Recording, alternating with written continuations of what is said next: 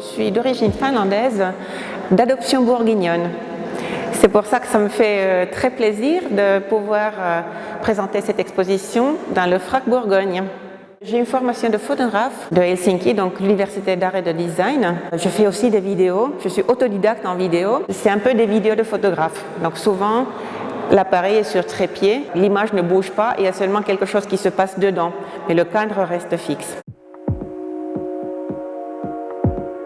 Les règles du jeu sont en fait une interprétation de partitions rédigées par des artistes, notamment dans les années 1960, ce qu'on appelle des event scores, donc des partitions d'événements. C'est-à-dire qu'en quelques lignes, l'artiste vous dit de mener telle ou telle action. Ce qui nous intéressait particulièrement dans la présentation de cette série, qui en fait est le cœur de l'exposition. Il y a des œuvres d'autres séries qui sont présentées, mais vraiment cette série constitue le cœur de l'exposition. C'était cette idée de réinterroger cette notion de règle du jeu, mais de la présenter finalement comme quelque chose aussi d'ouvert. Et dire aujourd'hui qu'on peut jouer selon les règles du jeu, selon les règles qu'on s'est choisies collectivement et conjointement, mais que ça n'exclut pas une forme de liberté et d'ouverture, puisque les partitions qui sont ici rejouées en photographie ou en vidéo par Elina et parfois avec une seconde interprète ou un second interprète, eh bien ce sont des formes qui lui sont propres.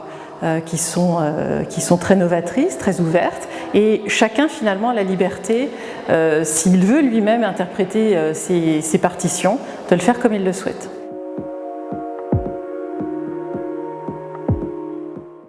Quand je suis dans des grandes villes, j'ai habité à Paris pendant longtemps et c'est justement à ce moment-là où j'ai commencé à faire beaucoup de paysages. Donc toujours quand je voyageais, je cherchais des endroits où mon regard peut se promener très loin, avoir des étendues, des horizons. Et puis, la photo, c'est fixe. Le mouvement, c'est un peu dans notre œil ou dans notre imagination. C'est pour ça aussi que je trouve que des fois, la vidéo, c'est nécessaire pour pouvoir mettre en mouvement l'image fixe.